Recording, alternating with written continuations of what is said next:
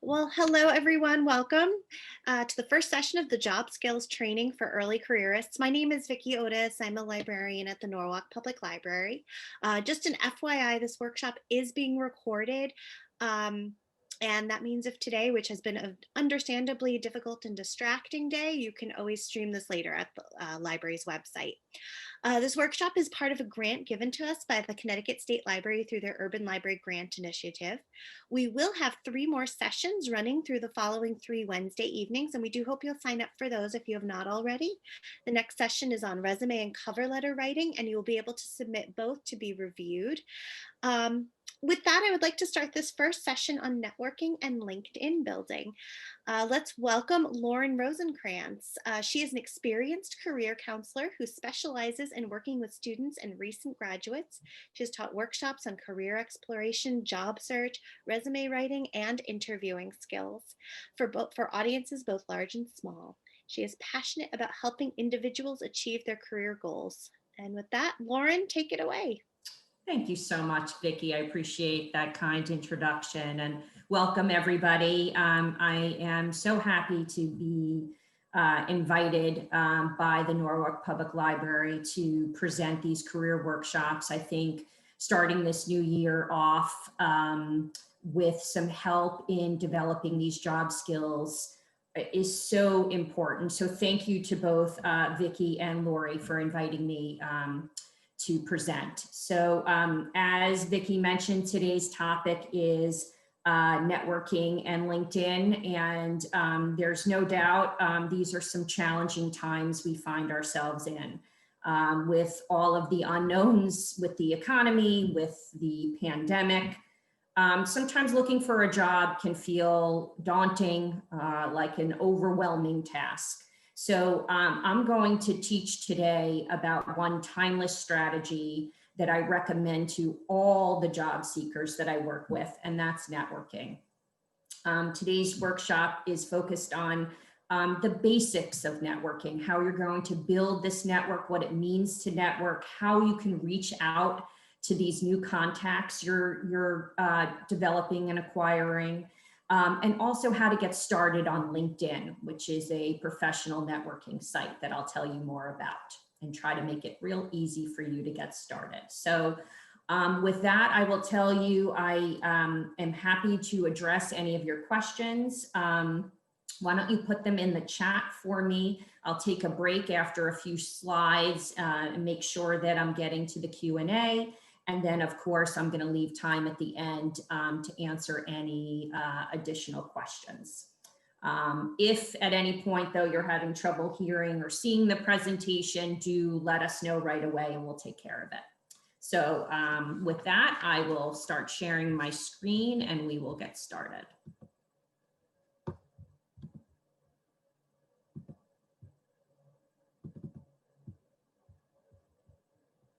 Okay.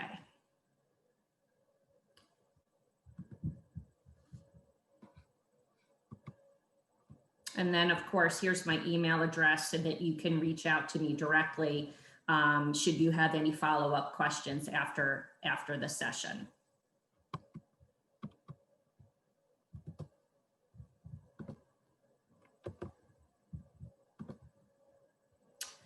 So networking is essentially about building a community of people that want to support you. In your job search, in your looking for career options. It's about building relationships and forming connections with people who can help you define your career goals. This process is one where even though you might not be able to network currently in person, you can still connect with people virtually. And I'm going to tell you how to do that. And sometimes networking can get a bad rap. So sometimes people feel, that the term even networking is off-putting. But I want to explain that networking is really about building mutually beneficial relationships. So what I mean by that is that when you're approaching any networking interaction, if you have the mindset that you can support the person you're reaching out to as much as you're looking for them to help you, it's going to be a mutually beneficial relationship. So let me give you some examples. You might be asking them for help, but then at the same time, you could, see if there's someone perhaps you can introduce them to, or maybe there's a way for you to promote some of their recent work. Or perhaps there's an article that you came across or a podcast that you heard recently that might be of interest to them. So that's one way to make the relationship a two-way street. Why we talk about networking and why we spend a lot of time introducing this topic is because more than 70% of jobs are found through networking. So I know a lot of people like to spend time on these job search boards, job search sites like Indeed, but the fact of the matter is that many jobs are never even posted. And that if you spend the bulk of your time in your job search trying to network, that is what's going to lend itself to identifying these jobs that are sometimes discovered through the hidden job market because they're never actually posted online. So I will tell you personally, the last 4 jobs that I was hired to do was through networking. So it is something that I actively try to do as part of my job search and also as a way to help others. But that's, for me, I have found it to be quite beneficial. And LinkedIn is a tool that can help you build and organize these professional contacts that you're making through your networking process. So we'll talk about that more in depth.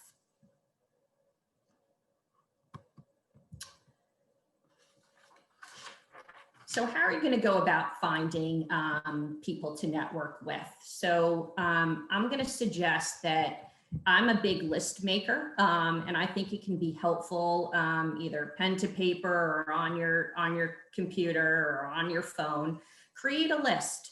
And in this list, you want to include anyone that you've worked with currently or in the past, acquaintance, if you are a college student, anyone that you've met through a campus organization, and of course the business associates of any family or friends.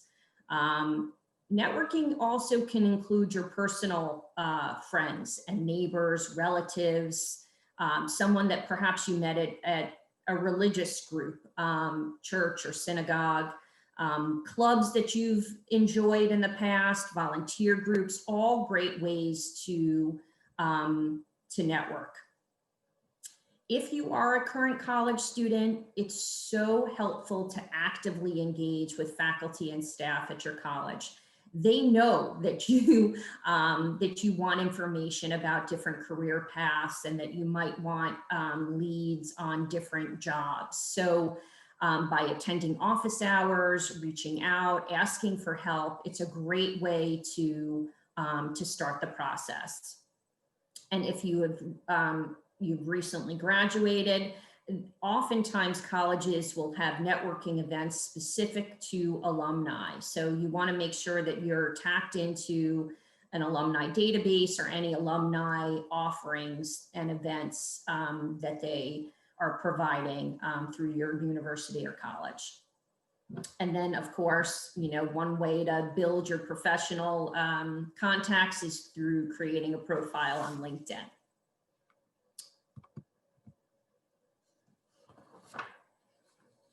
So most networking relationships start with an informational interview. And an informational interview is an opportunity to connect with a contact in a meaningful way and build rapport with that person. So all an informational interview is a one-on-one, it can be virtual meeting where you begin the process of gathering insights into different careers and industry trends. So it's a wonderful way to, once you have an introduction to someone, you'll find online many questions that you can ask, and I can direct you to resources if you'd like.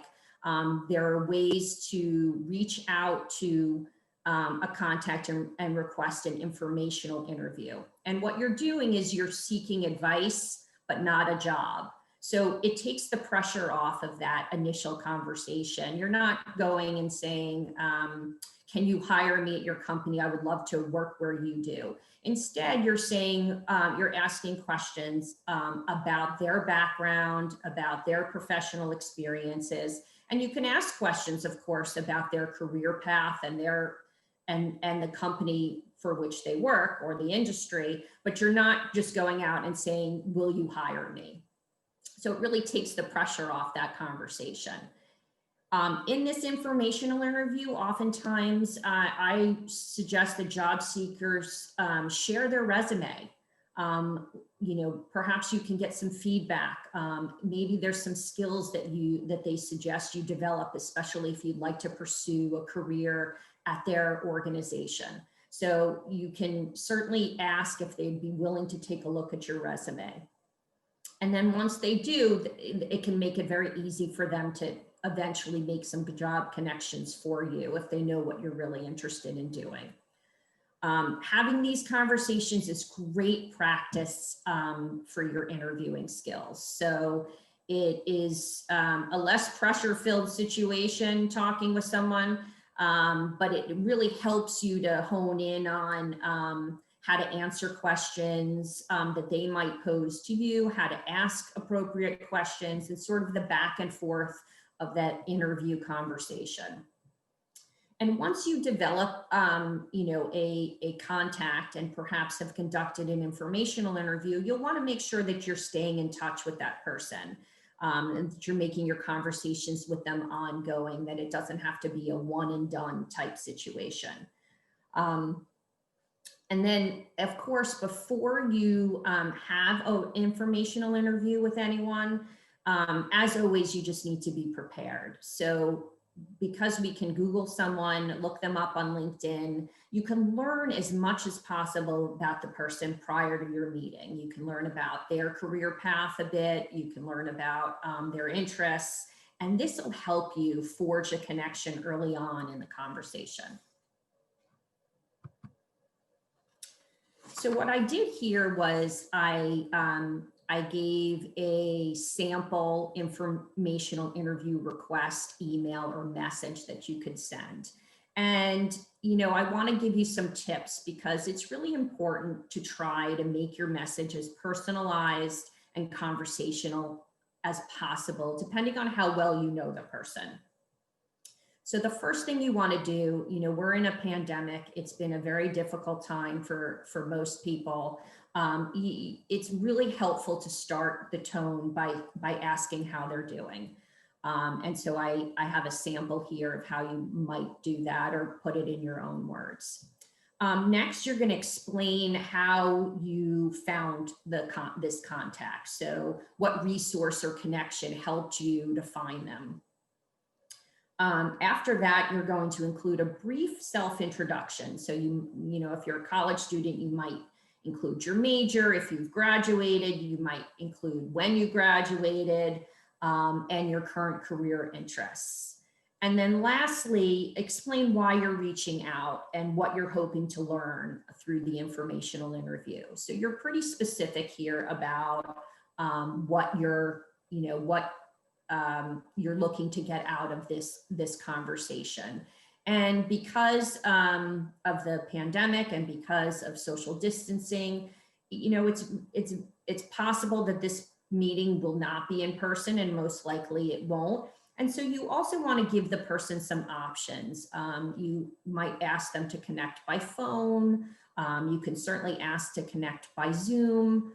Or email. Any of them are fine. And of course, you want to leave it up to your contact to make the decision on how they're most comfortable meeting virtually or in person.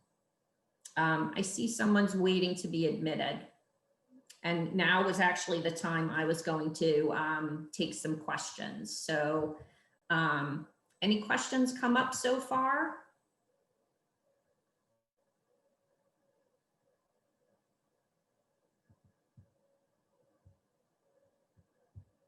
Hi, I just want to say thank you so much for doing this presentation. I'm a college student. I am a freshman at University of Bridgeport. I and my sister, we're both listening to this presentation and we think this is great. I am so pleased to hear that. Thank you so much for sharing that feedback. You're Did any welcome. questions come up for you so far? Honestly, I don't work right now, so I don't really have questions, but I'm like getting information, and actually my sister is taking pictures of the slides. Is that okay with you? It is okay with Yeah, me, so we can take a absolutely. look I'd be at. happy to also share the slides from the presentation if something, screenshotting is great, but if you need them, you can also reach out to me and I'd be happy to send you a PDF of the Okay, thank slides you as so much. well. Actually, my And little that's sister. terrific that you're at UB. May I ask what year you're in and what you're studying? I, this is my first year. I just got done with my first semester last month. And yeah, I went to Birmingham High School here and Center for Global Studies as well. Now I'm a freshman at UB and my major is pre-dental hygiene for now. But hopefully if I get into the program next year, from next year, I will be working in the dental hygiene program. Wonderful. Congratulations to you. Thank you. I teach at UConn and I teach a first year experience class. So I am well versed in first semester students. So congratulations to you on finishing up your first semester. Was it fully online for you or hybrid? It was fully online, like all the lectures and everything, but every 2 weeks I had to go for the labs for microbiology and anatomy and physiology. That's terrific. Well, great. Thank you so much for sharing. Thank And you. I'll take another break for questions. And of course, you can put them in the chat at any time. Thank you so much for you and for your sister for joining us this evening. Thank you. It's our pleasure. Okay, so let's dive in now to what is LinkedIn. So LinkedIn is a professional networking site with over 700 million users in more than 200 countries worldwide. And it is just expanded to the point where, at this point, most people have a LinkedIn profile. They're actively using LinkedIn. And it is a way to connect with people all around the world. So whereas Facebook might be a social networking site, LinkedIn is different in that it's a professional networking site. So it holds a slightly different purpose than other social media sites, and we'll talk more about that. It's designed really to help people make business connections and share their experiences, their resumes, and for those that are job seeking to identify jobs. What's great about LinkedIn is that it helps you maintain a professional online presence and digital footprint, because I can tell you that employers check you out online very early in the interview process, sometimes even before they'll contact you for an interview. So they will Google you. And LinkedIn is really what you want to come up when an employer does a Google search. That's what you want them to find, a professional source of information about you. So in our 4-part series, our fourth presentation will be on a professional online presence, but I can't say it enough that it's really very helpful to make sure that all your social media is professional, especially when you're looking for a job. So we'll talk more about that in a few weeks. But certainly LinkedIn is a great way to support your application. And it also is a wonderful way to convey your professional brand. And we'll talk more about branding next week when we talk about resumes. Oh, and I do also want to mention that 93% of recruiters use LinkedIn to fill advertised and non-advertised jobs. So it's so important to be on LinkedIn so that recruiters can find you. And we'll talk about how to boost your profile so that they will seek you out for opportunities. So LinkedIn is a career development tool. And what I mean by that is that it can help you in so many different ways to organize your career and job search. So first and foremost, it helps you build and organize your professional relationships. It allows you to build these relationships on LinkedIn after you've actually built your profile. And, you know, I love that you're a college student first starting out. It's a perfect time to start the process. Some might say it's early, and I say it's actually ideal. And because it does take time to build your profile, and of course, with anything in life, you'll get out of it, you know, what you put into it. So as you start to learn to use the tool, the more you include on your profile, the better you will be able to be sought out by different hiring managers or recruiters.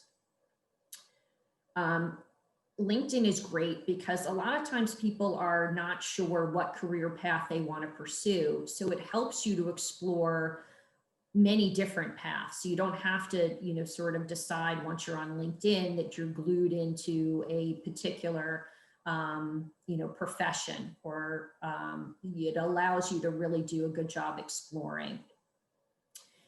What's nice about the resume feature on LinkedIn is that it allows you to go beyond the one page. I know when I taught this past semester, I taught my first year students how to create a college resume, and I really, you know, encourage them to keep their resume to one page, because most college students, you know, have about a page worth of information to convey. But what's great about LinkedIn is that you can go beyond that one page, and I'll show you how in a moment. Next, it really allows you to do some job research and follow employers. Employers use LinkedIn. It's a great tool for them to get their messages out to other businesses, to, you know, potential hires. And so you can really get a sense of what a company is like by following them on LinkedIn and seeing what they're posting and seeing what's important to them and seeing what they value. You can apply for jobs and internships directly on LinkedIn. So it's a nice tool for your job search. And of course, it allows for networking with peers, with alumni, and with other professionals. When you think about using LinkedIn to do your job research, I would encourage you to think about your top 10 employers. You can see when you know, let's say you develop a list of, you know, 5 to 10 employers, and then you go visit them on LinkedIn. You can find out whether their values and their mission statement align with yours. Is it the type of environment where you would see yourself? What's also great is once you do decide to apply for a job, if you're applying directly on LinkedIn, you can see who in your network and what alums. So you mentioned University of Bridgeport. You can very easily see what UB alums work at this company, and then perhaps reach out and either request an informational interview or just get a sense for them, what it is that they do and what experiences led them to that type of work. So it's a wonderful tool, and it makes it very easy for you to see who's working at a company of interest. One other thing that you can do on LinkedIn is post or repost links to articles that show your interest in your career field. So if there's a particular career, you know, that you already know you're interested in, it's a way to, you know, to demonstrate that interest, and it also helps you build your personal and professional brand. The other nice thing about LinkedIn is that it allows you to post an article that you've written. So that's another great way to, you know, to give people insight into what you care about and how you think. So, you know, another great tool that LinkedIn allows you to do. Questions before I dive into building your profile? I know that University of Bridgeport, they use another app named Handshake. Handshake. So And Handshake is another wonderful tool that is probably specific to your college. It is a career development tool. It's different from LinkedIn. My understanding of Handshake is it also allows you to input your resume. It allows you to interact with employers that are specifically looking to recruit at your college. I So see. So oftentimes the Career Development Center at a college or university will use a tool like Handshake, an application like Handshake for that purpose. I would say that in addition to building your profile on Handshake, you also want to build a profile on LinkedIn. And sometimes I think you can link the two, but I'm not positive. But Handshake is also something that I would recommend that you get your profile set up early on in your college career. okay, thank you. Did that answer your question? Yeah, I just wanted to know the difference. Like, would it be different, or like if I only make one profile, like if I make profile on one of the platform, or should I make on both? Hopefully, hopefully I haven't set up a full profile on Handshake because I'm not a student. I've sort of checked it out as a professor. So, because the jobs on Handshake will be really specific to companies that are looking to recruit at UB, it's advantageous, of course, for you to have a Handshake account. It also allows you to connect with your career center. But LinkedIn is different in that it allows you to look at many more companies. It allows you to have access to job postings for many different organizations. And I don't see Handshake necessarily as a professional networking tool so much as a more like a job posting site. Does that help clarify? Yes, it does. Thank you.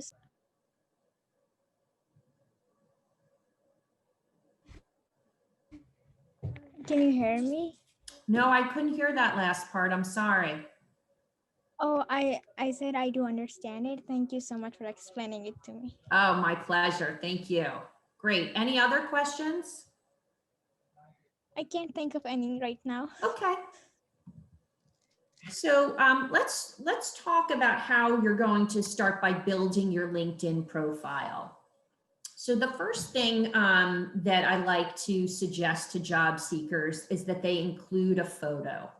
So I don't know if you've checked out LinkedIn before, but I can tell you that your profile will get 14 times more views when you have a photo. So it's really helpful to include that as part of your profile. And if you don't have one, take one.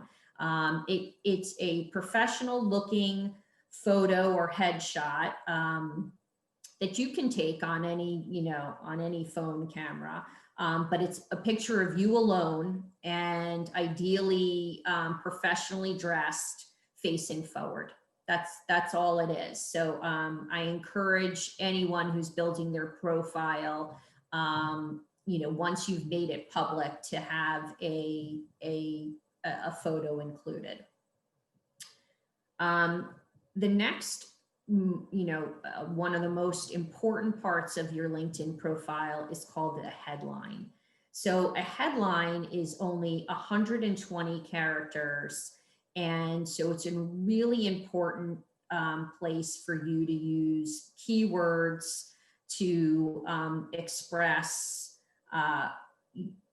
who you are to your target audience. So you want to make sure that you can look at profiles of other students or professionals in your field for different ideas, but your headline is like a short, memorable slogan.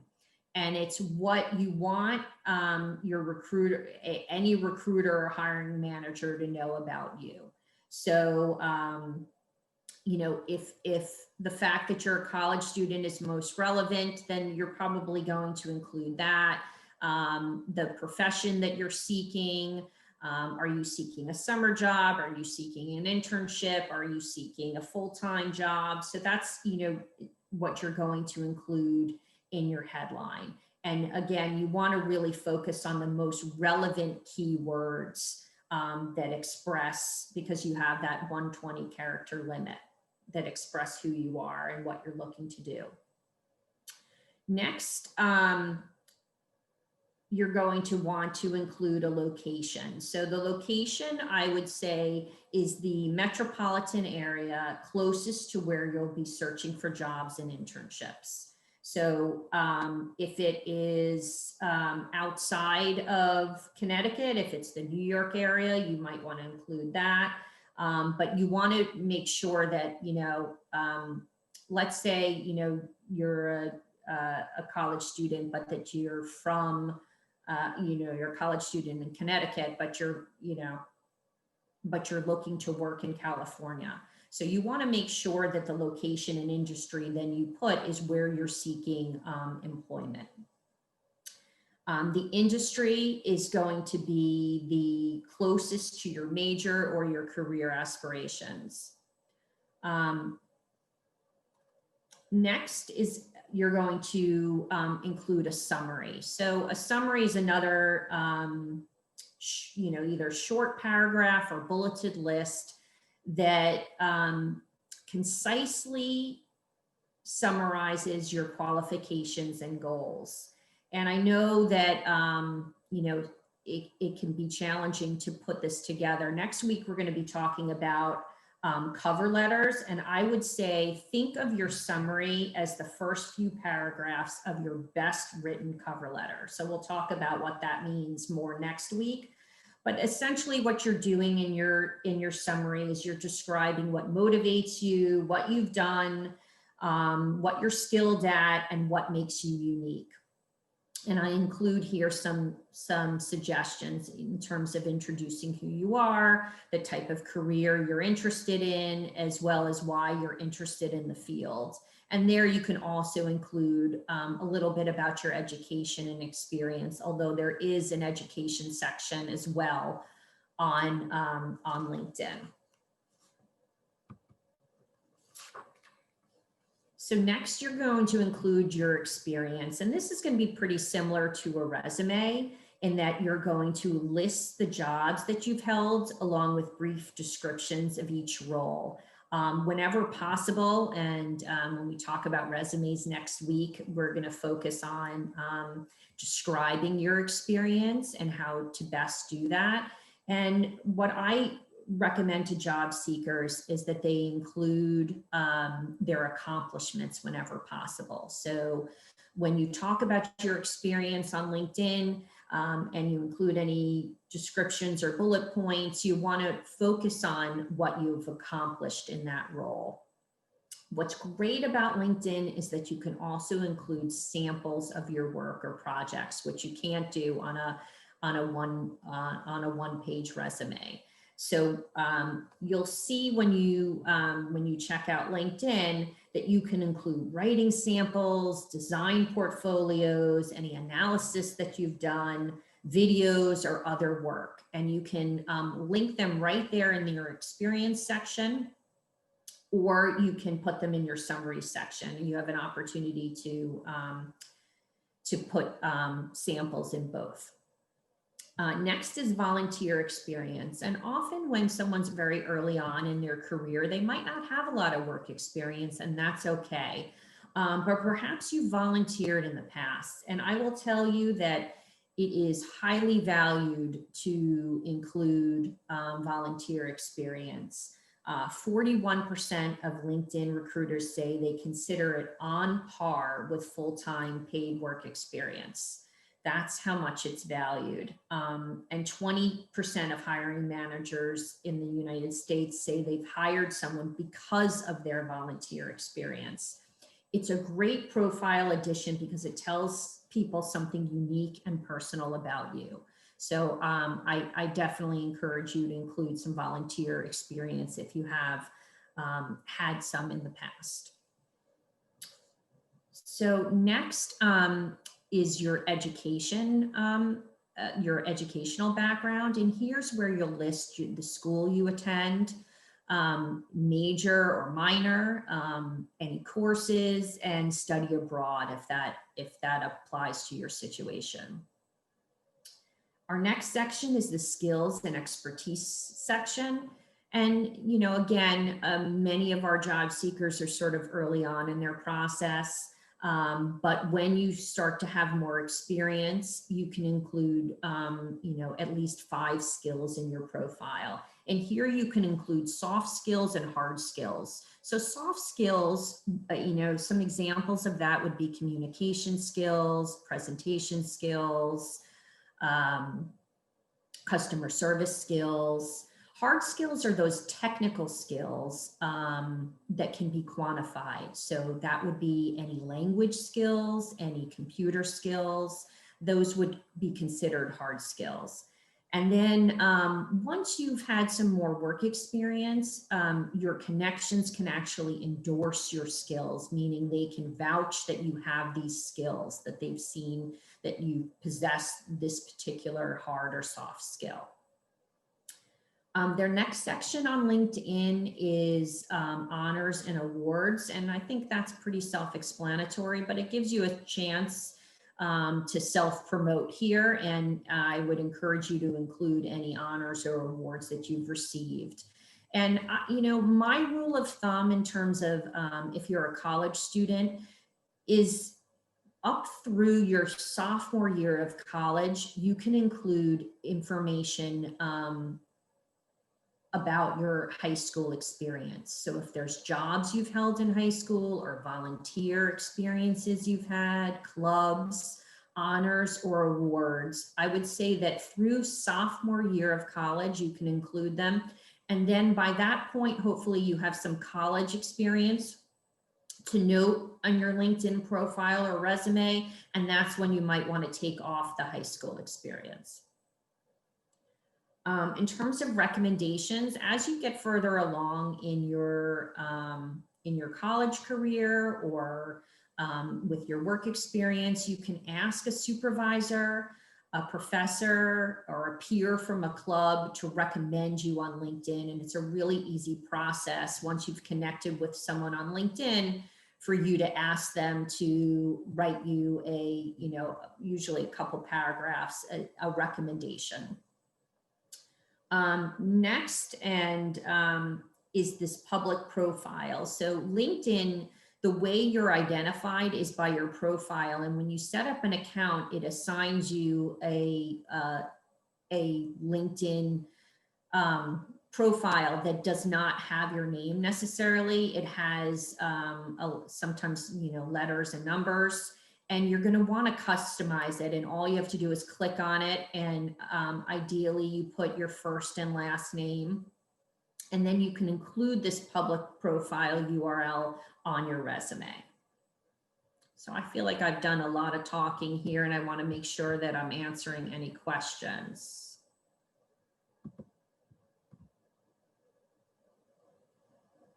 And I'm taking a look at the time, and I see that I've got a couple slides left, but if there's a question that's come up now, I'm happy to take it. No, okay, I'll keep going. So next is, I want to talk to you about networking and building your contacts on LinkedIn. So we talked initially about, you know, building your contacts and growing your network. LinkedIn is a great way to keep track of these contacts. So perhaps you want to take a look at all of your email contacts, and then LinkedIn will give you a chance to sort of, you know, it'll populate based on your email address, you know, and make some suggestions on who you might know. And we'll talk in a moment about how you're going to reach out to those that you might already know and want to connect with on LinkedIn.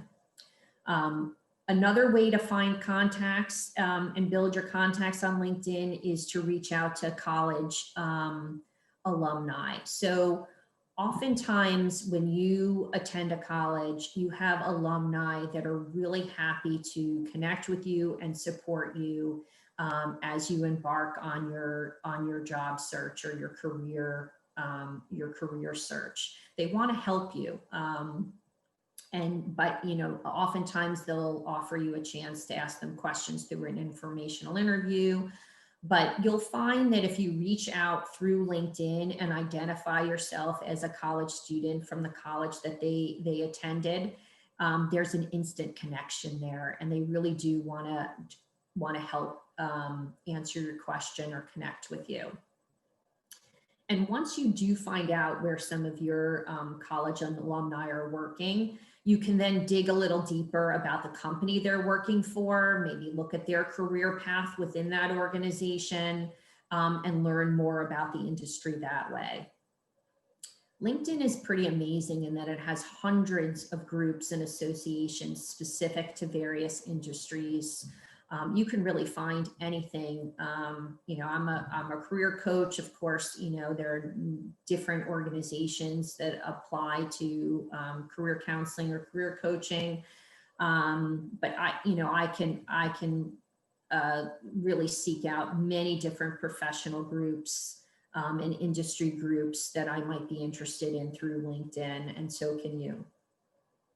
So nowadays, with social distancing, there are a lot of different online networking events and webinars, and many times these days they are free. So I encourage you, if you find there's an online networking event, that's another way for you to develop some contacts and some people you might want to reach out to on LinkedIn.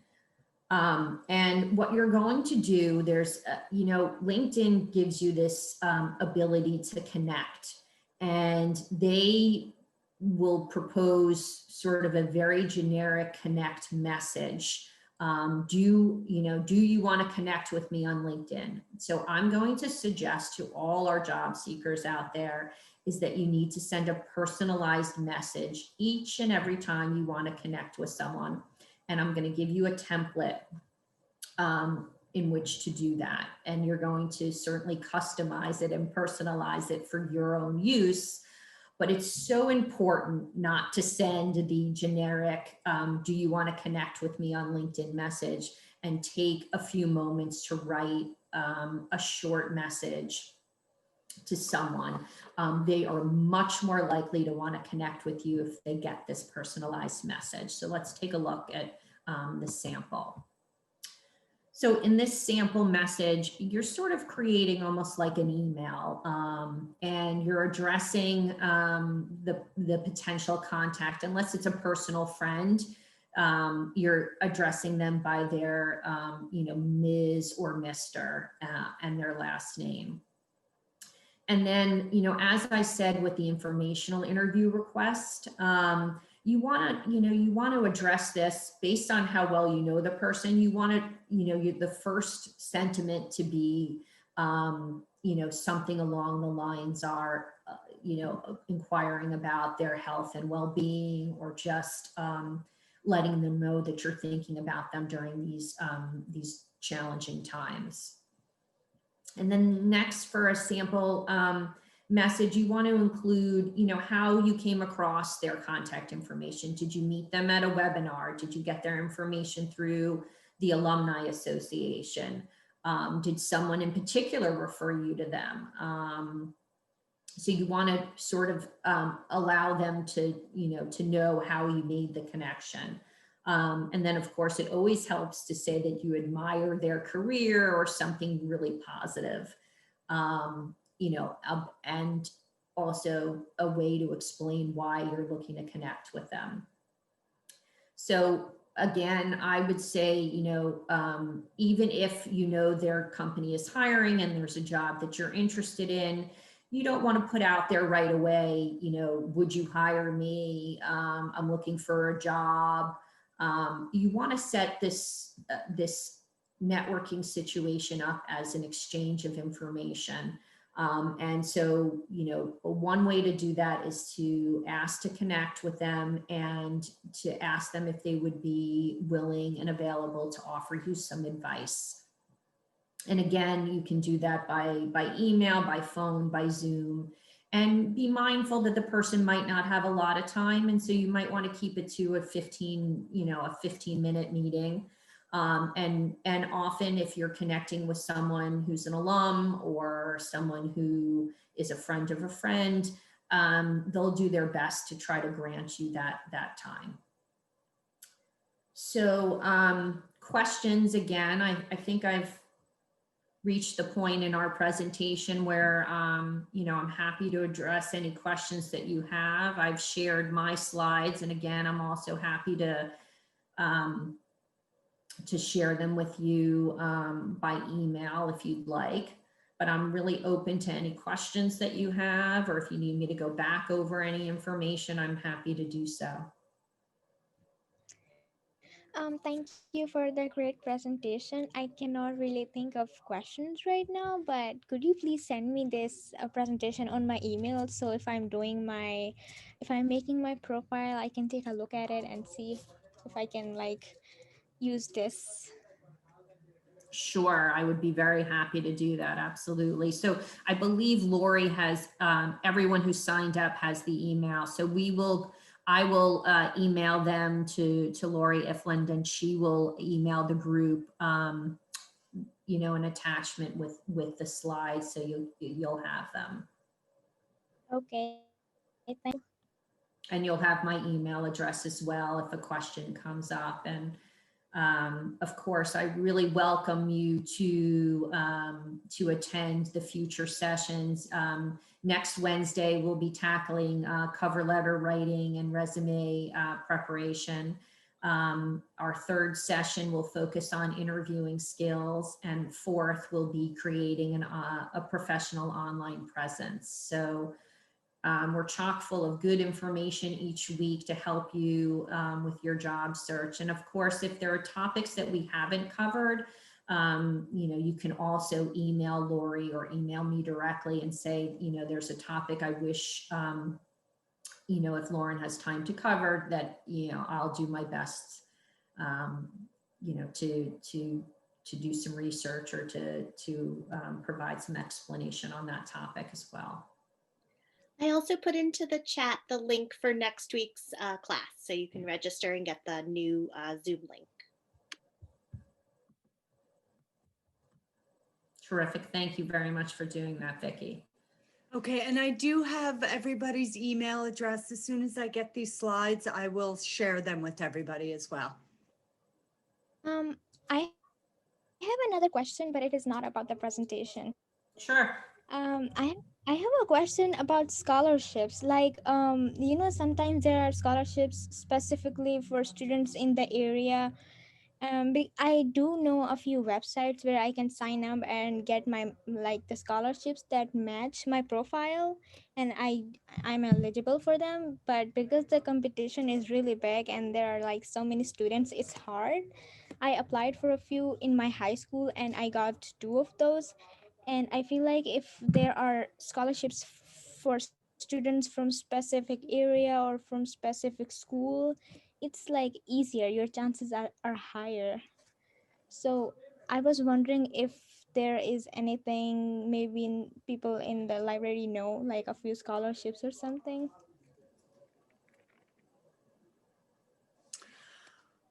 Off the top of my head, I do not, but I do know that we do have a comprehensive collection on applying for scholarships.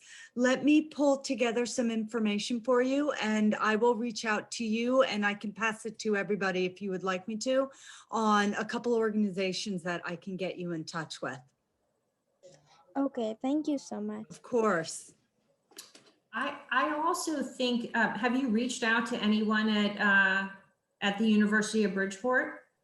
No, I have not reached out to anyone at the University of Bridgeport, but there is a page on Facebook. I think it's a group where they post about scholarships, but I realized that I'm not eligible for them. They have certain criteria, and it doesn't apply for me. Okay.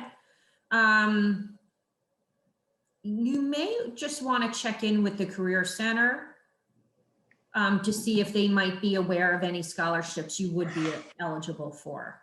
Okay, I'll ask them. And if they say, you know, that's not their area, you can also say, you know, can you direct me to someone else? I know University of Connecticut has a student services office. I imagine that UB does as well. So, you know, what I usually recommend to students when they have any question, that student services is often the first place to go. So those would be the two areas within the college that you might want to just inquire to see if they can be helpful to you in your scholarship search. Okay. Thank you. Sure.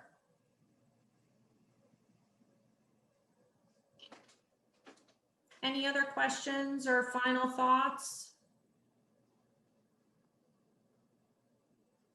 Well, I can tell you that I very much appreciate your participation, and thank you very much for joining us this evening. And of course, we really hope that you'll stay in touch and attend another workshop. And we have room for others to attend online as well. So if you have friends, colleagues, other relatives, we welcome them to join us for a future session as well. But I'll bid you all a good night, and of course, a very happy and healthy new year, and I hope to see you again soon.